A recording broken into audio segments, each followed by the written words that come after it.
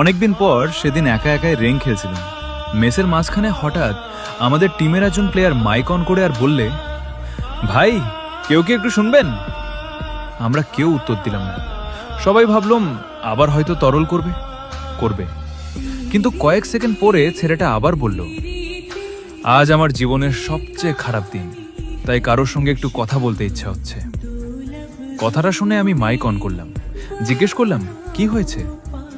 সে একটু চুপ থেকে বলল, আজ আমার সবচেয়ে কাছের বন্ধু অন্য শহরে চলে গেছে। ছোটবেলা থেকে একসাথে খেলতাম, আজ থেকে আর কোনোদিন একসাথে খেলতে পারবো না। ওর কণ্ঠে এমন একটা কষ্ট ছিল, মনে হচ্ছিল সত্যিই ভেঙে পড়েছে। আমরা পুরো ম্যাচে আর বইয়া নিয়ে কথা বলিনি, শুধু গল্প করেছি, হাসানোর চেষ্টা করেছি। ম্যাচ শেষ হওয়ার আগে ছেলেটা বলল, ভাই আজ যদি আপনাদের সঙ্গে এই ম্যাচটা না খেলতাম তাহলে হয়তো সারা রাত একাই কাঁদতাম।